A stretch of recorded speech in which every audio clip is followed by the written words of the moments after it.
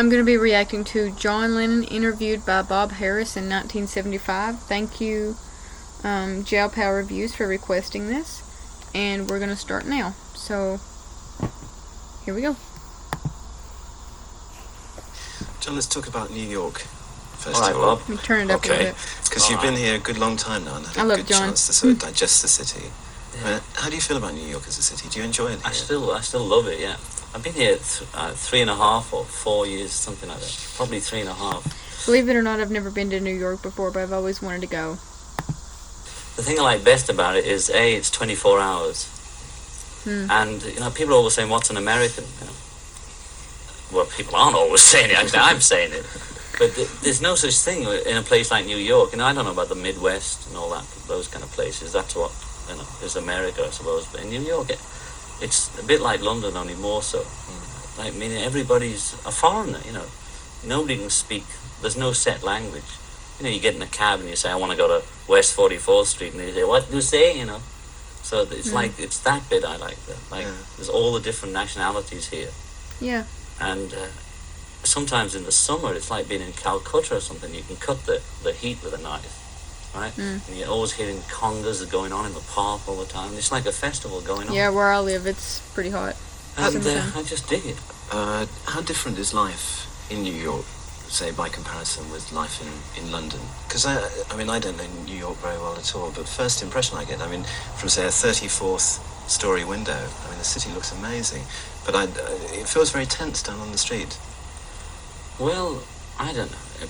To me, it's no tenser than Liverpool or London was. On the street in Liverpool, unless you're in the suburbs, you have to walk close to the wall, and to get to the cabin, for those of you who remember all that, it was no easy matter, even at lunchtime sometimes. It's a tense place. And Glasgow and Newcastle, London had it.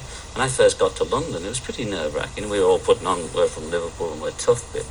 But there was some hard knocks down in London, And I think that's what you feel. It's almost the difference between Liverpool and London, London and New York. And it has that tenseness, but it's just that it's going at a tremendous speed, I don't know why, but it is, So people are that kind of tenseness, I hate to pause it, but I really enjoy listening to him talk too. And if I'm not like smiling or whatever the whole time, it's just because I'm really listening to kind of what he's saying about London and New York and Glasgow and all those places. It's really interesting to hear his view of it because I've never been to London, New York, or Glasgow, or Liverpool, by that matter.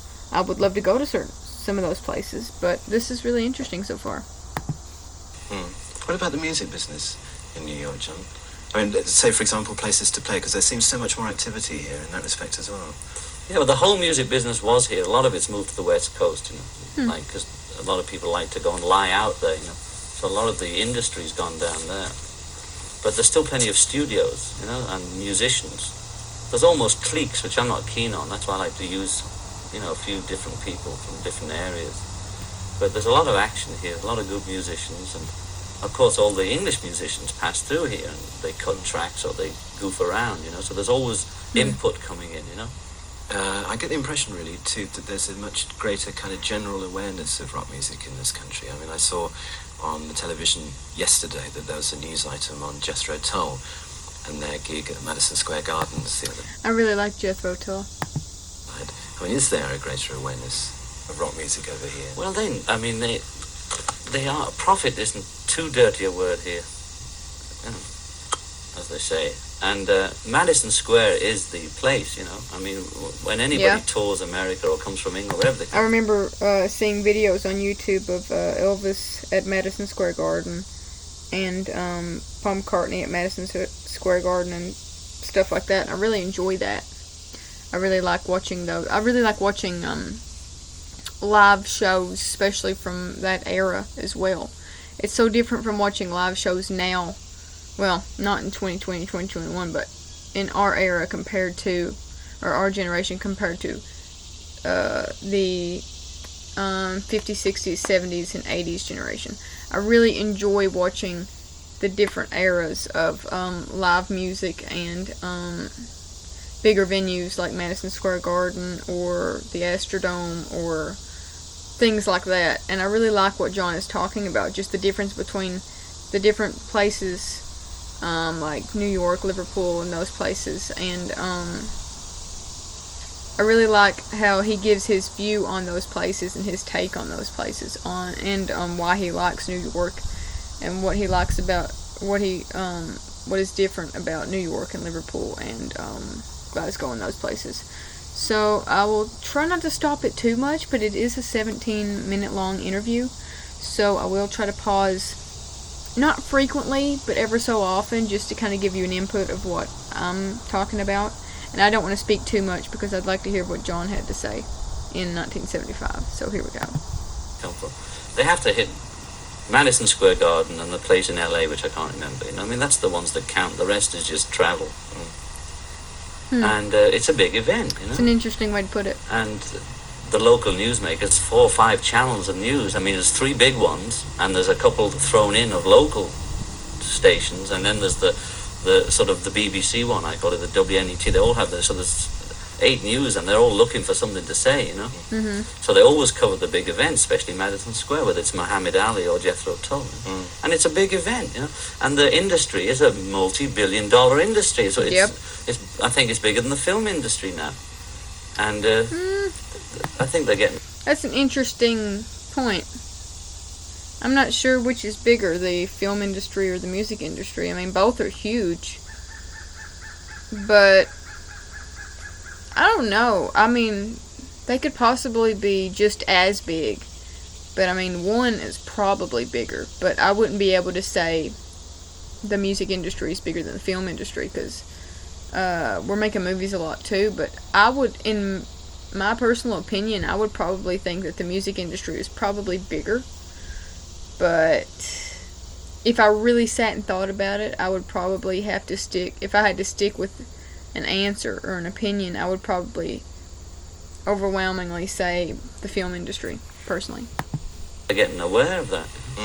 There seems also, John, to be a really big difference now between the American singles and album charts and the charts in Britain. That's what I'm finding out to my detriment. Yes. So, what I did was, I had a person at my office keep sending me the top 10 from England, because I have to find out what's going on, don't I? But, I mean, if I'm fighting by telling Saval, it's a long battle. What did you think, though, to the stuff that you heard? I mean, the local stuff from Britain. I like it, because it sounds like rock and roll, you see. I only heard the first batch I got, I thought, I better check out what's going on over there. I had a feeling this rock and roll album would do better than my own stuff. After I had the first top 10 sent over, and I listened to it. It was over Christmas. There was a lot of sort of imitation Elvis and rock and roll stuff. I thought, oh, that's what it is, It really is changing, Are you missing England very much, John? Yeah, I try not to, like I had, your friend here bring me the chocolate Olivers. It's little things, you miss, like black pudding, and chocolate Olivers. And I don't allow myself to miss it that much, because then I couldn't carry on fighting about my green card. I'm going to win that one first, and then, I'll keep telling myself it'll be there. It'll take another 18 months to get the card, maybe 2 years. It's going to be there. Ain't going nowhere, How did the involvement with David Bowie come about? Well, he sort of seems to be in New York, right? And I seem to be the guy in New York that all the Englishmen say hi to, Which is good. Someone comment down below what John Lennon did with David Bowie, because I'm not really sure. Because I love both. So if they did collaborate and make some music together, I would like to hear it. Or if there's a video of them both talking in the same room, it would be great. But maybe comment down below. Tell me what John Lennon and David Bowie did together, because I'm kind of curious now. It's good, if Mick's in town, Paul's in town, anybody comes, I love it, all the rockers come and say, hey, what's happening, I'm supposed to show them what's happening, or they already know, most of them anyway. And I got to know David through Mick, really, although I'd met him once before. And next minute he says, hello John, I'm doing Across the Universe, do you want to come on down? So I said, all right, I live here, I popped down, and I played rhythm. And then he had this lick, we'd finished Across the Universe, and this guitarist had a lick, so we sort of wrote this song, It was Across the Universe is actually one of my favorite songs he did. No big deal. We just sort of, boom, boom, boom, like that. It wasn't like sitting down to write a song, so we made this lick into a song is what happened. And that's how it happened, and there it is, And people are always saying, well, what's he doing with Elton John and David Bowie? I'm doing it because It's fun, you know. Mm. You used to do it, like we used to have Brian Jones on. Do what makes you know you happy. My Name, a Beatle number. Do what's fun. You know, he's playing on that, playing sax, you know. But in those days, you couldn't tell. You weren't supposed to tell. So we'd have a lot of people on our sessions, the Beatles sessions, and nobody would know who was on because we weren't allowed to tell. Then it went through the phase where you said, you know, Johnny O'Len is playing guitar, or George O'Harris. George has some name. He's played on everybody's records. But now you just put your name on it, you know, as long as the company knows. And it's cool, you know, especially if you're doing nothing. Yeah, because you seem to have really enjoyed the things you did with Elton. Oh, yeah. Well, Elton and I are very close, you know. David, I know him quite well, but I don't know him as well as Elton. It was just, you know, what do you say? I'm doing your song. You want to come? All right, I'll come. Did the live thing that you did with Elton prompt you to start thinking about going on the road again? No, well, my quote was, when I came off, I enjoyed it a lot, but I wouldn't like to do it for a living. You know, I mean, if I can live without doing it, I'll do it. If I get the urge to perform, you know, I'll do it. And if I do a tour ever, I'll wait for my green card and I'll do a tour of the world, you know. I don't just going around in circles, but, you know, I may as well do it all. Yeah. But I always was a record man, you know. I mean, I like the studio always best once I got the hang of it and the control of it. I like it because it's complete control. And even as a fan when I was younger, I wasn't that mad on seeing the artist live. I like the record, you know. I like the record of Bebopalula, say. I'm not particularly mad on seeing Gene Vincent every time he came to town. You know, I wasn't that upset that Elvis never came to England. I'll go for the records, the pre-army records, you know. So records is what I was hooked on.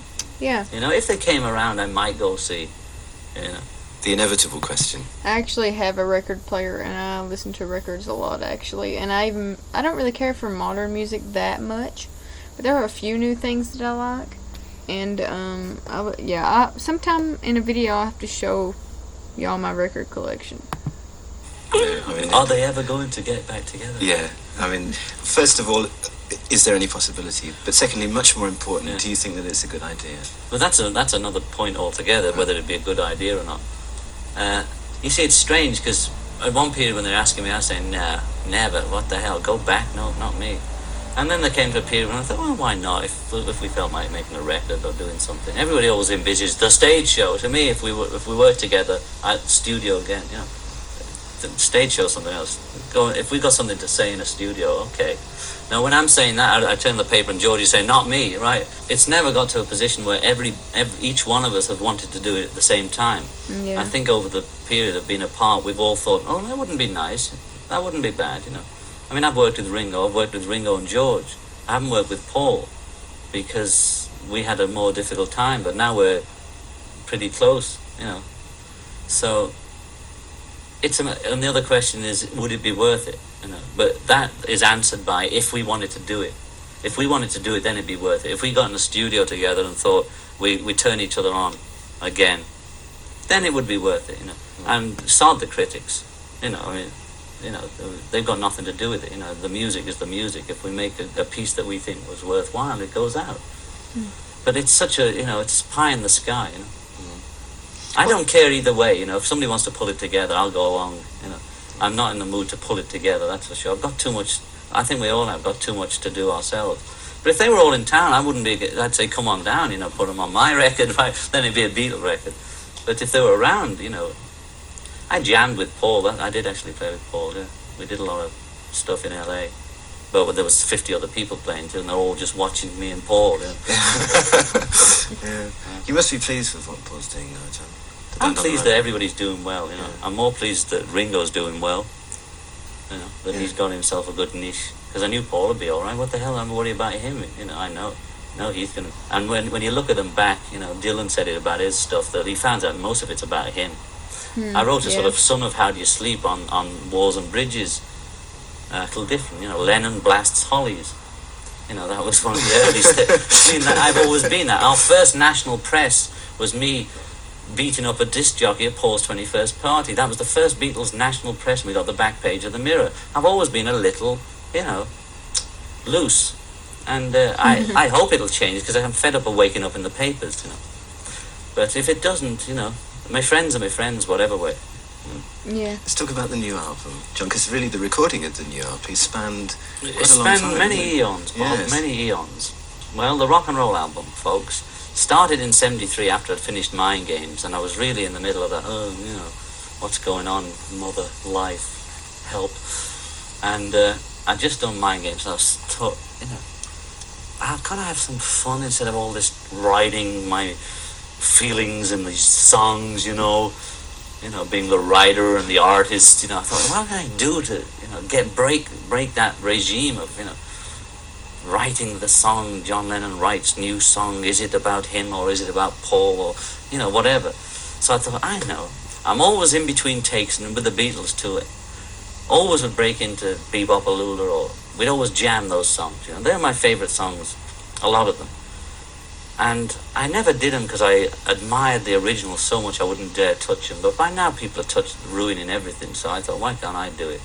They're all doing it, so what the hell, So I thought, I know, who shall I use, The great Phil Spector, I'd used him before, but I'd always controlled it and been co-producer. But this one, it took me 3 weeks to talk him into being the producer. I said, look, I'm Ronnie on this one, all right? I just want to sing. I don't want to know nothing about nothing. So we started the sessions, and they went well, and then they gradually collapsed into mania. It's one way of putting it. But it definitely got crazy. There was 28 guys playing a night, and 15 of them were out their minds, including me. And the sessions broke down. We broke them down pretty well, me and Phil. They got really balmy, I'm not even going to say what happened. Some of it was ridiculous. And I'm going to have to go and look up some of their sessions to see what he's talking about, or see if there's any footage on YouTube or of it, because I'd like to see what he's talking about. That's the first time I ever let an album out of my control since the first Beatle albums. I never do it again. And next minute, I didn't have the tapes, and Phil had a car accident. That's all I heard. I waited 8 months in LA, waiting for him to recover. Where was he at that point, John? He's a mysterious man. His woodwork to perform, my dear. Phil works in such mysterious ways.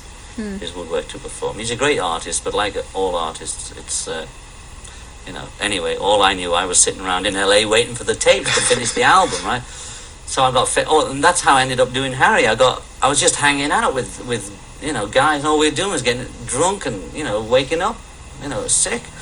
So that's why I said to Harry, let's forget this, let's do something, Yeah. So then after that, I came home to New York, and I was, by then I'd straightened myself out, and I was ready to do Walls and Bridges, and I was straight and, no drink, right? And I thought, okay, I'm ready to record. The day before I go in to record, I get the tapes back. We finally made a deal, so it had to do with deals as usual.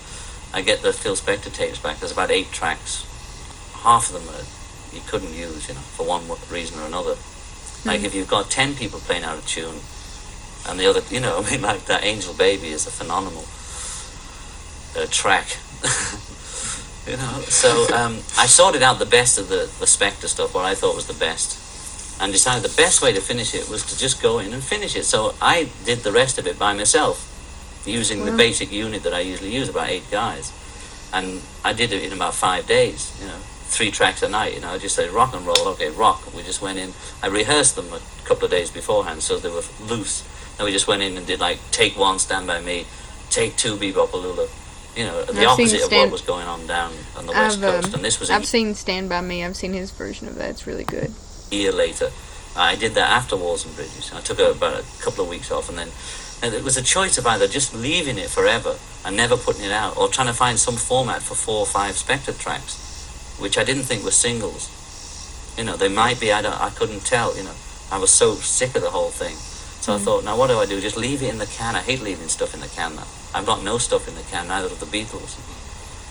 And I thought, okay, finish it off and see what it is. So I finished it off, and I played it round to a few people that weren't me. And they said, I played it to the record company. I didn't know what to do with it. I said, I don't know whether to release it even. I've got it off my chest. I've finished it. And they all said, this is all right. It's all right, let's put it out. I said, it's all right, is it? Okay, we'll put it out.